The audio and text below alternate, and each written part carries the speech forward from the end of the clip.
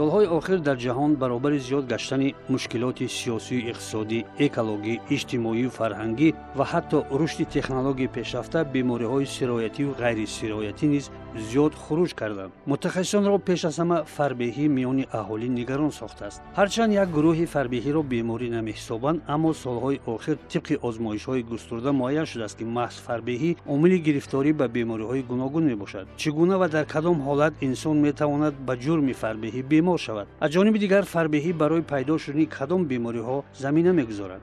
албатта ба ин саволҳо борҳо мутахассисон посухи амиқ доданд ва имрӯз дар ҷумҳурии Тоҷикистон бо дастрасӣ ба манобеи зиёди иттилоотию дастуру тавсияҳо аз табибон ва шабакаҳои иҷтимоӣ шумори зиёди одамони синну соли гуногун дар ин маврид маълумоти дақиқ доранд. аммо бо вуҷуд зуҳуроти фарбеҳшавӣ миёни аҳолӣ нигаронкунанда боқӣ мондааст. тибқи пажӯҳиши мутахассисон дар ҷумҳурии Тоҷикистон фарбеҳӣ миёни бонувон бештар ба қайд гирифта мешавад ва дар қиёс бонувони шаҳрнишин бештар аз фарбеҳӣ азият мекашанд. чанд сол қабл таносуби фарбеҳшавӣ миёни занон баробар ба 41 ба 36 буд, яъне 41% бонувони шаҳрнишин ва 36% занони деҳот гирифтори ин беморӣ буданд. имрӯз вазъият чӣ гуна аст? мутобиқи санҷишҳо бармеояд, ки бо зиёд намудани корҳои тарғиботӣ ва чорабиниҳои профилактикӣ хуруҷи фарбеҳӣ коҳиш ёфта бошад ҳам, вале омилҳои тамоул ба фарбеҳӣ зиёд шуданд. пеш аз ҳама ин ғизо аст ва мутахассисон мегӯянд, ки 90% сабаби фарбеҳшавӣ ин истеъмоли ғизои носолим мебошад.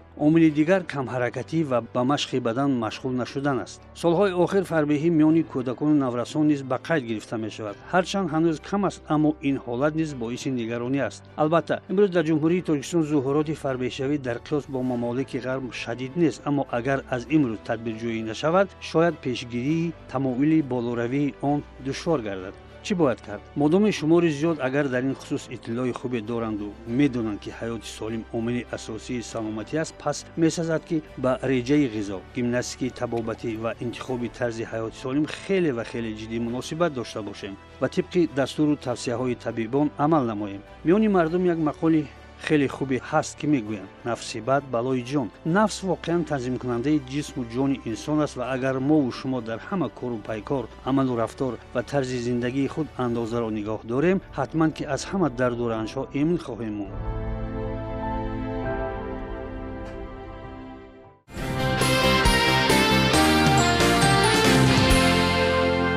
читавре ки маълум аст, аз 3 декабри соли 2021 аз ҷониби ҳукумати ҷумҳурии Тоҷикистон барномаи миллии ташаккули тарзи ҳаёти солим таҳти имзои роҳбари давлат муҳтарам Эмомалӣ Раҳмон тасдиқ гардид ва оиди иҷроиши ин барнома, яъне дар амал татбиқ намудани бандҳои ин барнома маркази ҷумҳуриявии ташаккули тарзи ҳаёти солим низ бо тамоми кумитаю вазорату идораҳо нақшаҳои муштарак бастанд, то ин ки оиди пешгирии бемориҳо аз ҷумла бемории фарбеҳӣ дар байни кормандони кумитаву идораҳо машваратҳои хуб диҳанд.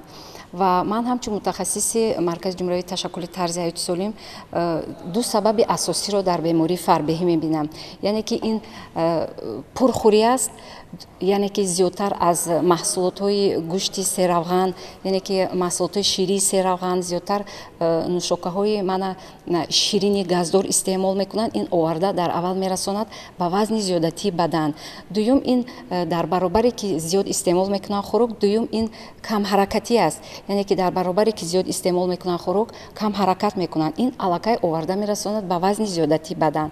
баъдан оҳиста оҳиста ин ба бемории фарбеҳӣ гирифтор мекунад, яъне ки баъдан бемории фарбеҳиро боз дигар бемориҳо пайгирӣ мекунанд, ба монанди фишорбаландӣ, бемории диабети қанд, бемории асабхастагӣ ва ғайраҳо. баробари ба тавсиф расидани барномаи ташаккули тарзи ҳаёти солим, инчунин бо дастгирии ҳукумати ҷумҳурии Тоҷикистон мо барнома дорем, яъне барнома оиди пешгирии фарбеҳӣ ва ташаккули ғизои солим, ки дар ҷумҳурии Тоҷикистон барои солҳои 2019-2024 ба тавсиф расида буд.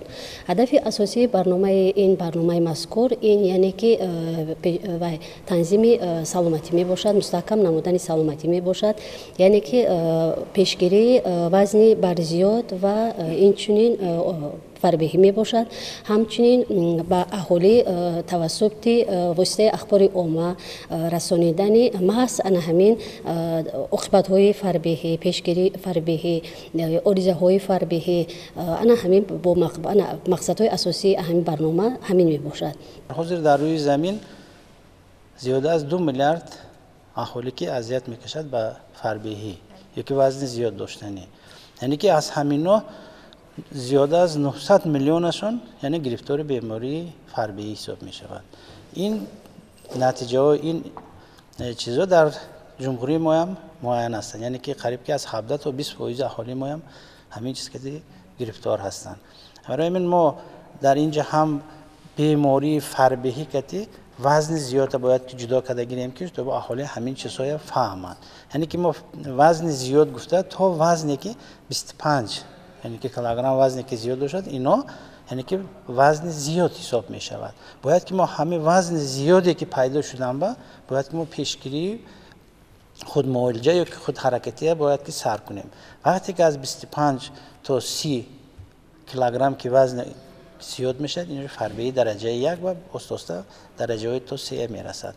албатта ки ин ғайр аз ин ки дар байни аҳолӣ моро бо бисёртар ташвиш овардаги, яъне ки ин дар байни кӯдакону ҷавонон ки ин бисёртар ба чашм мерасад ки албатта ки мо инҳоро бояд ки пештар кунем.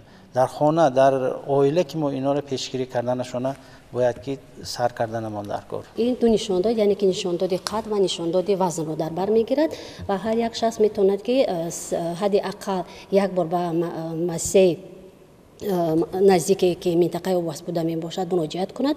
дар онҷо ҳадди аққал як бор агар ки ба он нишондод муваффақ мешавад, ба он мегӯянд ки қадаш дар кадом нишондод ҷойгир шудааст вазнаш, ва мин баъд вай метавонад ки агар ки дар ҳамон хона агар ки тарозу санҷ дошта бошад, агар мин баъд метавонад ки ба ҳамон як формулае ҳаст ки метавонад ки ҳар як табиб пешниҳод кунад ва ягон дар ҳисоб кардани ин формула ягон шахс душворӣ намекашад, барое ки ин фақат ҳамон мегиранд таносуби қаду вазна мегиранд, яъне ки қадро мегиранд сантиметро ба метри квадрати мегардонанд ва мин баъд бошад агар вазни зан ба ҳамон метри квадрати тақсим карда мешавад ва агар ки ин нишондод аз 18.5 то 24.9 бошад, агар ин вазни эътидолӣ ҳисобида мешавад ва агар ки аз 24.9 зиёд шавад, агар ин вазни барзиёд мешавад ки чунон ки мутахассис гуфтанд ҳамкасб, яъне ки вазни барзиёд шуд, ин аллакай хатари пайдо шудани бемории фарбеҳӣ мебошад.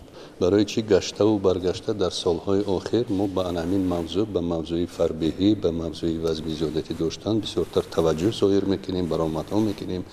ҳамин шумо шоҳиди он ҳастед ки ин силсила барномаҳо аз соли 2019 давом карда истодааст. ба хотири чӣ? ба хотири он ки фарбеҳӣ дар байни мардум, дар байни тамоми аҳолии кураи ҷаҳон, новобаста аз сину сол, новобаста аз ҷинс, новобаста аз анамон шахсе ки дар кадом соҳа кор мекунад, зиёд вомехӯрад. яъне аз нуқтаи назари илми тибби муосир фарбеҳӣ албатта беморӣ аст. худи фарбеҳӣ чӣ аст? мафҳуми фарбеҳӣ чӣ аст? фарбеҳӣ аз нуқтаи назари илми тиб ин агар мушаххастар карда гӯем, аз нуқтаи назари тиб ҳамчун бемории музмини вайроншавии мубодилаи моддаҳо ба ҳисоб рафта дар ҳамаи сину сол вомехӯрад ва дар интиҳо метавонад ки ба маъюбӣ ва фавт оварда расонад. аз ҳамин нуқтаи назар мо ба анамин мавзӯъ бисёртар рӯ меоварем, бисёртар нисбати ҳамин мавзӯъ суҳбат мекунем. аз рӯи оморҳое ки дар дасти мо ҳаст, аз рӯи он барномае ки аз тарафи ҳукумати ҷумҳурии тоҷикистон дар моҳи октябри соли 2019 таҳти рақами 63 ба қад гирифта шудааст, як барномаи мазкур қабул карда шуд, яъне пешгирии фарбеҳӣ ва тарзи ташаккули ҳаёти солим барои солҳои 2019-2024 қабул кардааст. аллакай ин соли охирон аст, яъне дар давоми ҳамин 4 сол албатта мақсаду марому вазифаҳо гуфта шудааст. дар байни аҳолии тоҷикистон фарбеҳӣ ҳам хеле зиёд вомехӯранд. мо ҳам як узви ҷомеаи ҷаҳонӣ ҳастем, зиёда аз 17% аҳолии мо гирифтор. албатта ин оморҳои пешакӣ ҳастанд. ба хотири ҳамин мо ҳамин барномаро қабул кардем, яъне дар байни аҳолии калонсолон 17% вомехӯрад. در بین کودکان 6 7 تا 6 7 ساله 4 از 10 تا قریب تا 5% ما میخورد. از همین لحاظ ما با همین برنامه گشته و برگشته رو میآوریم، گشته و برگشته برآمدها میکنیم، به خاطری که فربهی خیلی که در بالا قید کردیم این بیماری هست. اکثریت بیمارانی که گرفتاری فربهی هستند البته با عوارض ها خیلی که در بالا متخصصان گفتند عوارض های بیماری فربهی خیلی زیاد هستند، از جمله دیابت قند، از جمله فشار بلندی، از جمله سکته معده سر، از جمله بیماری چرب زیرکنی غدود زیر معده، چرب زیرکنی جگر و عوارض های آن حتی با ویرانشوی مبادله ماده ها در استخوان و در میان پیدا می شود و در انتها به معیوبی آورده میره. از همین لحاظ ما گشته و برگشته به همین موضوع رو می آوریم. یعنی مقصد اساسی ما و شما متخصصان به مردم به طرز عادی فهماندن چی باید کرد، چی باید کنیم که انمی فربهی. مقصد اساسی هم برنامه هم همین است، کاهش دادن فربهی و پیشگیری نمودن فقط بیماران. از همین لحاظ ما متخصصان باید به گشته و برگشته به مردم فهمانیم، ماهیت همین برنامه را برآمدها کنیم، گفتگوها کنیم. سالمی هر یک انسان در دست خود او است. باید هر یک شخص وقتی که هر یک عمل میکند، یعنی که چیز رو استعمال میکند، اول اندیشه کند که او به کدام حالت آورده میرساند. خوراکخوری نیز یک معیار خود را دارد. دکان‌های خوراک‌های تست تیار خیلی زیاد شدند و ما میبینیم همه روزه که شهروندان از این خوراک‌ها خیلی زیاد استفاده میبرند. یعنی صبح هم استفاده میبرند، نصف روزی هم بعد از کار هم نشسته همین چیزا رو استفاده میکنن و از نوشاکی‌های گازدار، یعنی از قبیل کولا، من از اسپرایت میگن، معمول از فانتا، این چیزا رو به نهایت زیاد استفاده میبرن که عاقبت‌های این آورده میرساند به وزن زیادتی بدن به بیماری فربهی و زیادتر تفسیر دادن در کار است که به شهروندان زیادتر به ورزش مشغول شوند. سبب‌های پیدایش فربهی خیلی زیاد هستند. از نقطه نظر علمی طبی معاصر زیاده از 250 گن و خروموسوم و موادهایی هستند که در پیدایش علائم فربهی نقش کلیدی را اجرا میکنند. لیکن در مجموع اگر حساب کنیم 5 چیزی اساسی است که شخص میتواند به علائم فربهی گرفتار شود. خیلی که در بالا گفتم پرخوری. وقتی که ما پرخوری میگیم این یک مفهوم خیلی کلان است، بدتر در این باره صحبت میکنیم. دوم با ورزش مشغول نشدن یا عموما مشغول نشدن یا کم مشغول شدن. سوم استعمال از حد زیادی موادهای دارویی که با توصیه یا طبیبان یا با توصیه خود بیمار قبول میکنند، از جمله آنتی دپرسانت ها، از جمله هورمون ها. شخصانی که ما در اصل 21 زندگی میکنیم، بسیار مردم ما بسیارتر به همین رو میبرند، یعنی به توصیه طبیبان مثلا آنتی دپرسانت ها، هورمون ها، اینها را قبول میکنند.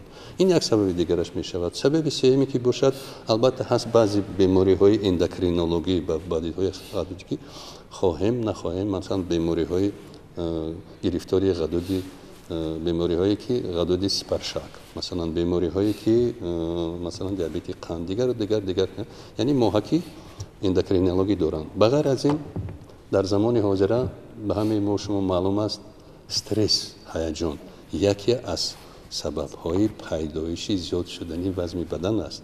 وقتی که انسان استرس یعنی به هیجان به اضطراب میافتد، از حد زیاد خوراک استعمال میکند. همین استرس یا اضطراب هم میتواند که یک سبب، یک عاملی پیدایش فربهی شود. بغیر از این یک چیز رو من میخواستم در آخر قید کنم که سبب همین پیدایش همین فربهی این محاکی ارثی دارد، یعنی همین پیدایشی. بعضیا روز دراز خوراک میخورند وزن زیادتی نمیگیرند، بعضیا در برعکس تمامی همون رژه پرهیزریایی میکنند یکی فربهی میشن. یکی محاکی، یکی از محاکی اساسی همین فربهی محاکی ارثی. یعنی باز یک بار دیگر گفتم میگذارم در عائله اگر هم پدر هم مادر گرفتاری بیماری وزن زیادتی باشند، فرزند او میتواند تا 50% گرفتاری بیماری فربهی شود. اگر در عائله هم پدر و هم مادر گرفتاری بیماری فربهی باشند، طفل وی میتواند تا 50% گرفتاری یعنی بیماری فربهی شود. اگر در عائله یک نفر والدین یا پدر یا مادر گرفتاری بیماری فربهی باشند، خطر پیدایش انمی فربهی در کودکی و تا 25% است. یعنی این محاکی ارثی میگیم. این یکی از سبب‌هاش انمی شده میتواند. پرهیزی که با بیماری که فربهی متعینات میکنه من این دکنال که ما میگیم که یک روز مثلا 5 مرتبه خوراک خوردنشون در کار بعضا حالات آدمو تعجب میمونن میگه چرا ما 5 مرتبه وزنمون زیاده شما 5 مرتبه میگید شما با توصیه میتید نه این 5 مرتبه یعنی که ریجه کاری که کم کم 5 مرتبه میخورد مثلا اینکه ساعتایی که 10 11 که یک کمک که خوراک خورد این یعنی که اشتهای نصف روزه کمک میزنند برای همین خوراکشون کمتر میشه یک ساعتای 3 4 بیگانی که کمتر که یگان چیزی که استفاده برده خوراکای ما بیگانی یعنی که کمتر قواش میزنیم که چون که استیمول وای رو ما کمتر میکنیم برای همین میگیم که تیز نه 3 مرتبه یا که نه 2 مرتبه زیاد خوردن بلکه 5 مرتبه کم کم خوردنش دیگه با اینجا به خوراک باید زیادتر ما میوه سبزیجاتی که باید که خوش کردنمون در یکی از گروه‌های آسیب‌پذیر این زن‌های حامله‌دار میباشد و در زن‌های حامله‌دار در اکثر زیادی آنها علاقه فربهی دیده میشود چون که آنها پیش از حامله‌داری چون که ما میگیم که 3 ماه پیش از حامله‌داری باید که بدن ارگانیسم آماده باشد ولی آنها به این گفته‌های ما رعایت نمی‌کنند و چون که متخصصان گفتند برای رژه خوراکی رعایت نمی‌کنند و به فربهی آورده میرسانند وقتی که زن فربهی هست یعنی که در هنگام مشورت یکم وقتی که ایندکس وزن بدن معین کرده می شود در اون حالت وقتی که فربهی دیده می شود و در هر یک مشورت های مینبعده یعنی تشریف های مینبعده وزن بدن معین کرده می شود این به کدام سبب معین کردن با اون سببی که فربهی می تواند که با دیابت گستاسیونی آورده رساند و دیابت گستاسیونی باز عرضه‌های خود را دارد یعنی که وای میتواند که به نورساگویی تشکل خودی همراه آورده رساند و با تولید شدن طفل بزرگجثه آورده رساند توجه میکنیم در وقت حامله‌داری و پیرامید غذایی ما که از 5 قبط عبارت می باشد در هر یک قبط اون یعنی که مسئولهایی هستند که وای ها چقدر ما ارگانیسم زن احتیاج دارد به آنها یعنی که ما توصیه داده میتونیم که بیشتر وای از همون قبط یکم سر کنند چون که در قبط یکم این عبارت می باشد از نان غله‌دانگی ها برنج بای می باشد قبط دوم می باشد اگر این می باشد موادهای سبزیجاتی میوگی که بسیار فایده میرساند یعنی که منفعتش بیشتر می باشد با تولد طفل سالم قبط سوم می باشد اگر این محصولات های شیری می باشد قبط چهارم این محصولات های گوشتی غله‌دانگی و دانگی ها می باشد نخود نسک مشک و دیگر و قبط اخرانی ما باشد اگر این قبطی یعنی که دارای محصولات های قنادی و چرب می باشد و زن‌های حامله‌داری که و یا علاقه در و یا بر زیادی وزن یا که فربهی دیده میشن ما توصیه میدیم که بسیارتر چون که دکتر گفتن 5 مرتبه به همه ما توصیه میدیم 3 مرتبه اساسی 2 مرتبه بینی توصیه داده میشد لیکن در همین 5 مرتبه که ما توصیه میدیم یعنی که در اینجا باید که همون رژه غذاخوری تقسیم کرده شود یعنی که ما بعضا وقت میگیم که وقتی 5 مرتبه میگیم و میگوید که من سحر میخزم و میخورم شیر با مسکه میخورم عبید باشد اگر قروتاب میخورم این بگاه باشد اگر گوش بیرون یعنی که این از اون شهادت میتونه که شرایط و مساعد است و میتونه که همین چیزها را به خود امکانیت دهد لیکن و میتونه که چیکار کند یعنی که با عرضه های حامله‌داری یعنی که این میتونه که برآورده اعتدالی جریانی حامله‌داری مساعدت نماید یعنی وای میتونه که با دیگر خطرها دچار شود بنابراین به زن‌های حامله‌دار توصیه داده می شود که آنها با تعیینات هایی که از همون خود اهالی میشنوند از همسایه ها میشنوند اعتبار ندهند چونانی که دکتر گفتن ما بسیارتر میدونیم که فربهی یکی از سبب‌های بی‌ضروری این فربهی می باشد یعنی که وقتی که معین میکند کورتیکوستروئید یعنی که گرمون ها توصیه داده می شود و ها وقتی که در همون یکم ماهی که استعمال میکنن گرمون ها رو یعنی که نتیجه نمیدهد حامله‌دار نمیشن و یا به توصیه طبیب میتونه که 2 ماه 3 ماه همون ادامه دهد ولی این بچه آورده میرسوند این به اون آورده میرسوند که میتونه که ویران شوی مدل‌های ماده ها به وجود آید و آهسته این میتونه که اگر که بر زیاد وزنی باشد میتونه فربهی درجه یکم دوم و دیگر معیوبیت و دیگر حالات آورده رساند وظیفه پیشگیری کردن فربهی برآمدتر در تلویزیون رادیو در مجله‌های البته وظیفه فقط یک طبیبان نیست شکلی که در بالا من گفتم وقتی که این برنامه قبول شد از طرف حکومت جمهوری تاجیکستان زیاده از 27 همین برنامه هست زیاده از 27 وزارت و کمیته ها موظف کرده شدند وظیفه دار کرده شدند که نسبت همین برنامه کارهای خود را انجام دهند، فکر و ملاحظه‌های خود را پیشنهاد کنند. البته این کار دستجمعانه است، کار تمامی مردم تاجیکستان. یک وظیفه طبیب نیست که به مردم فهماند که شما این خوراک نخورید. این ما چیزی که من کردن نمیتونیم. ما باید فکری خودمون را گوییم نسبت همین موضوع، نسبت همین مشکلات که مردم از اون سبق گیرند. چی باید کرد که نسبت همین پیشگیری فربهی ما چی باید کرد که همین فربهی در تاجیکستان ما که موافق آمارها در جای 128 قرار دارد از جهت فربهی و وزن زیادتی داشتن، چی باید کرد که همین بیماری کاهش یابد، مقدار فقر کم شود؟ چی باید کرد؟ چی باید توصیه کنیم؟ یعنی که زیادتر ما توصیه میدیم که زیادتر طرز حیات سالم رو پیشه زندگی خود کنند. وقتی که ما طرز حیات سالم میگیم ما چی رو در نظر داریم؟ طرز حیات سالم بله درست گفته دوستان. طرز حیات سالم 5 کلید اساسی دارد. یعنی که یکم کلید اساسیش این با ورزش مشغول شدن، دوم گیگینه شخصی رو رعایت کردن، سوم این غذای سالم رو استعمال کردن، چهارم رژه خوب رو. یک سوال دیگه ما غذای سالم میگیم. غذای سالم چیه؟ غذای سالم گفته یعنی که زیادتر از میوه و سبزیجات دونگی ها استعمال کردن از راسیون خود. یعنی که زیادتر به فکر شخصی من غذای سالم این موافق مفهوم اگر گم زنیم، غذای سالم آن مقداری غذایی که من در نظر دارم ویتامین ها، کربوهیدرات ها، چرب ها، سفیده ها که وابسته به سن و سال، وابسته به کار همون آدم طلبات فیزیولوژی همین شخص رو در دوام شبانه روز قانع کند. این رو ما غذای سالم میگیم. غذای سالم میگیم. بعداً رژه خوب رو رعایت کردن. یعنی که باید شخص در یک روز از 7 تا 8 ساعت باید در شبانه روز خوابش رو گیرد. وقتی که در این حالت خوب نکنه البته که به عصب خستگی آورده میرساند. عصب خستگی یک سبب استراب و فربهی. بله. خب 5 کلید اساسی رو گفتیم. من میخوام بگم برسونم به شهروندان که از این کلیدهای اساسی طرز حیات سالم استفاده برند. یعنی که سلامتی هر یک شخص در دست خودی او است. من وقتی که ما میبینیم خوراک‌های تست تیار هستند، زیادتر خوراک‌های تست تیار استعمال میکنند چون که بامزه است و کالری‌نش هم زیادتر است و وقتی که ما این خوراک رو استعمال میکنیم چرب در ارگانیسم ما خیلی به آسانی دچار میآید. ما تست فربه میشویم، لیکن بعدا از این رهایی یافتن فکر میکنم این خیلی قند است، دشوار است.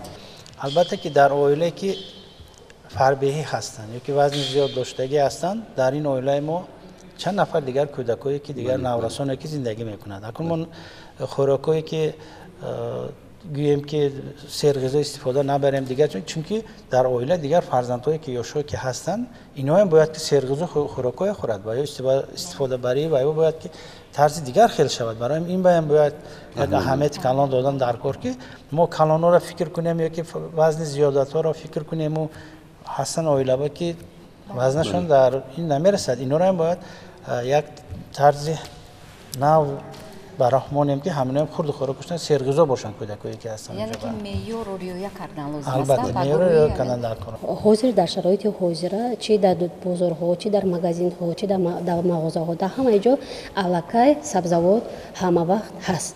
همه وقت با قدر احتیاجی هست و هر یک شخص میتواند که بسیارتر از همین سبزیجات ها و میوگی ها استفاده برند. یعنی که بسیارتر کودکان ما حاضر میل دارند به چیزی که الکای آماده است، تیار هست. یعنی که وایها خوش ندارند که رفته از همون یخدان برآورده استعمال کنند و پدر و مادران یعنی والدین رو ضرور میباید که انا همون دسترخوانی که تیار میکنند که در اونها بسیارتر اونها شوق دارند که اول همون دو تا سه تا نان آورده مانند و بعد سپس خوراک آورده مانند. بسیارتر اگر بهتر میبود که بجای همون نان که بسیارتر میتواند که به فربه آورده رسانند، الکای اونها میتونند که بیشتر انا همون میوه‌جات رو شسته آورده مانند و انا همون سبزیجات. یعنی که سبزیجات این کبودی های ما بیشتر در نظر دارن. یعنی که میتونند که همون کبودی های ریزه نکرده شسته آورده در هم جا مانند. بسیارتر کودک‌ها چیزی که ریزه کرده شدگی باشه، چیزی که باشه و میل ندارن. برای همین بسیارتر توصیه داده می شود که هر یک والدین بسیارتر همون بیشتر اهمیت دهند به استعمال سبزیجات ها و میوگی ها.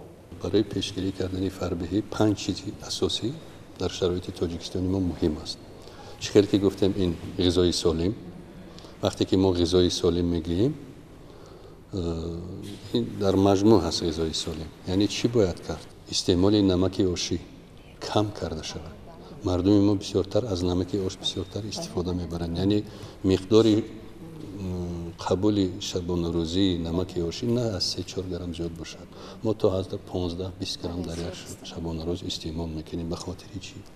به خاطری که ما چیزای شور دوست می‌داریم. 1 گرم نمک آشی که از نرم زیاد است ما استعمال میکنیم تا 300 میلی لیتر آب رو در بدن جمع میکنه. 1 گرم نمک آشی که ما در دوام شبانه روز استعمال میکنیم تا 3-4 میلی متر فشار خون رو بلند میکنه. از همین لحاظ ما باید در مد اول غذای سالم کم کردن نمک آشی، یعنی از 3-4 گرم باید زیاد نباشد. دوم، استعمال آب نوشیدنی به رنگه و مثلا گازدار، یعنی استعمال نوشاکی آبی تازه. در تاجیکستان ما تمام شرایط ها هست. آب تازه داریم، آبای مصفا داریم، یعنی این آبای تشنشکنی گازدار و شیرین و رنگنه.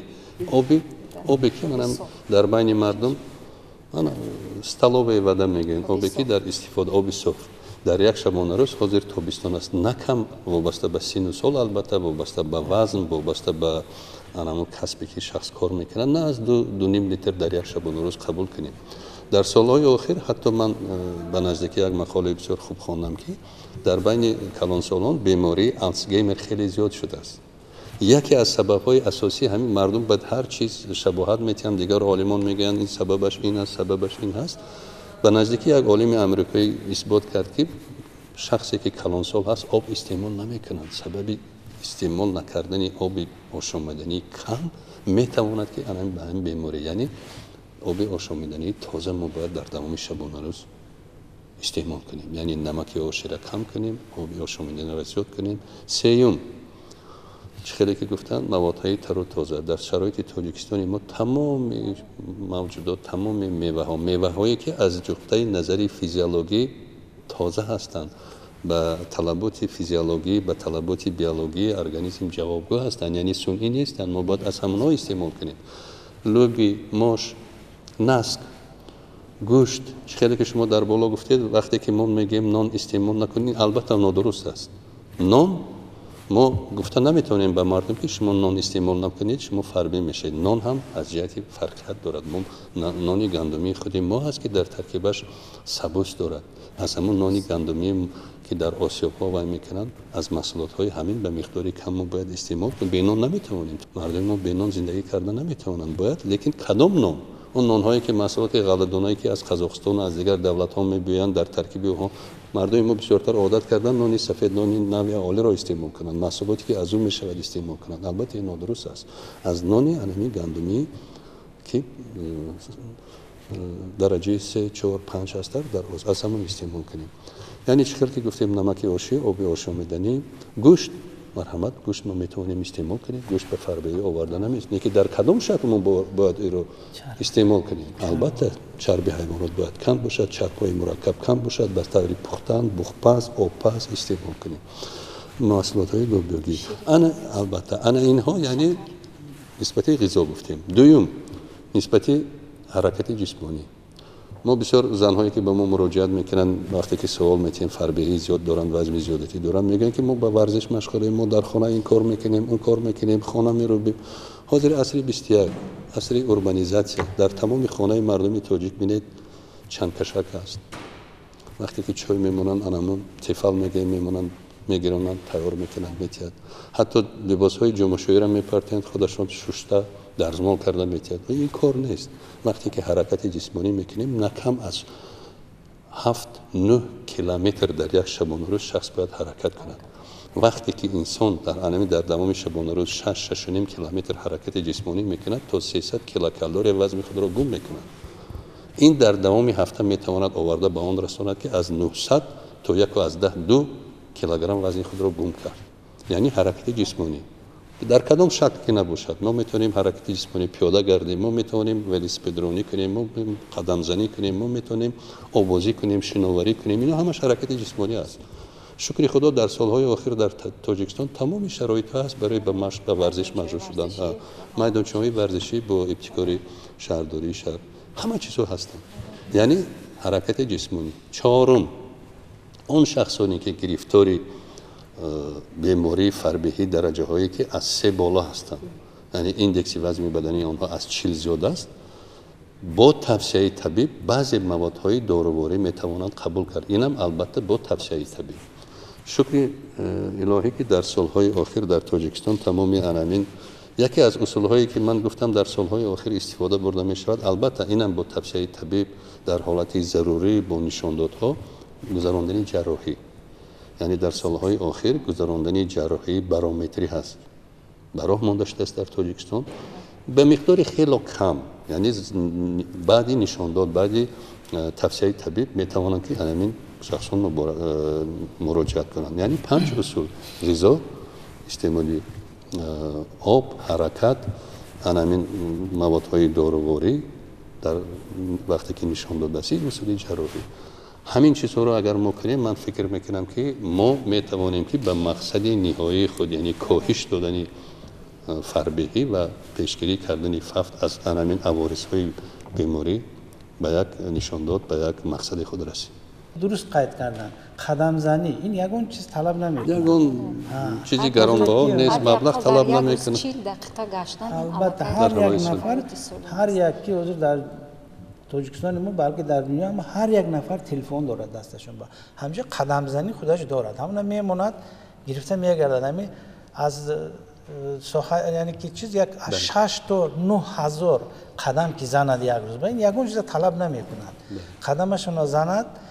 بسیار کسایی که میدونم میگن که من پرهیز میکنم خونه با این یک پرهیز کرده 6 تا کتی وزن آدم پرهیز نمیشه. باید که ما حرکت کنیم، مشکل حرکت کرده باید که همون روغنایی که سوزاند انا وای وقت ما با یگان حالتی که از حساب پرهیز نفران بیمار میشوند، پرهیز نو درست میکنند، یعنی که با توصیه خودشون، با توصیه طبیبان نه، خب از پیش خود، یعنی که خب پرهیز میگذارن از استعمال غذایی که به ما فایده میارن، دست میکشن آورده به بیماری فکر میکنم عضوی درون آورده میرسونن. نسبت چایی که شما گفتید، برای چی ما در بین تاجیکستان مثلا ما چای بسیار استعمال میکنیم. البته این خوب است در تابستان، در زمستان، در تمام 4 فصل ما اگر شما با بعضی موادهایی که آمارهایی که هستند اگر نظر افکنیم، کمخوانی در بین اهالی تاجیکستان، کمخوانی، نارسایی آهن، کمخوانی زیادتر به خاطر چی؟ به خاطر آن که مردم ما بسیارتر چای استعمال میکنند. در ترکیب همین چایی که ما استعمال میکنیم یک مواد کیمیایی هست که تنین نام دارد. تنین. همین مواد تنین وقتی که ما چای استعمال میکنیم، چای را که استعمال کردیم، همین تنین نمیماند که آهن جبش یابد در روده ما. از همین لحاظ کمخوانی در بین مردم ما. البته چای نوشیدن لازم است، تشنگی را میشکند، لیکن بسیارتر آب آشامیدنی تازه. من چیزی که در بالا قید کردم، آبهای گازدار، نوشاکی، مردم ما عادت کرده است که بسیارتر به همین چیزا رو میبیارد. بعد یک چیز دیگر رو باید قید کرد که برای پرخور شدن، برای با مزه شدن هر نمودی خوش طعم‌ها را همراه میکنن، از زنجبیل و مرچ و دیگر ها چیزها را همراه میکنن که طعم رو به لذت کنند، یعنی به خود کشد مردم استعمال کنند. این چیزها میتونه که به فربهی آورده رسونند. شخصانی که در همون منطقه های زیست خود زندگی میکنن، اونها میتونن که هنگام پیدا شدن مشکلات ها، یعنی که هنگام ویرانشوی وای می شود، خیزو می شود یا دیگر حالات ها می شود و یا می توانند که به طبیبان اولیوی مراجعت نمایند و در هنگامی که طبیب اولیوی معین می کند که کدام نمود مشکلات هست و می تواند که توصیه درست می دهد و این توصیه ها باعث می شود که انا همون فربگی ها رو پیشگیری می کنیم و دیگر نمودهای دچاری به اون حالات ها پیدا نمی شود. سالم بودن این خود یک خوشبختی است. به همین خاطر باز هم تکرار شود میگم که سلامتی هر یک شخص در دست خودی است. هیچ کس به جای هر یک شخص او رو طبابت نمی کند، از پای اون نمیشه. باید هر یک شخص پیش از هر یک عملی که میکند فکر کند چی رو استعمال میکند، چی گونه او زندگی میکند و سالم باشد همیشه.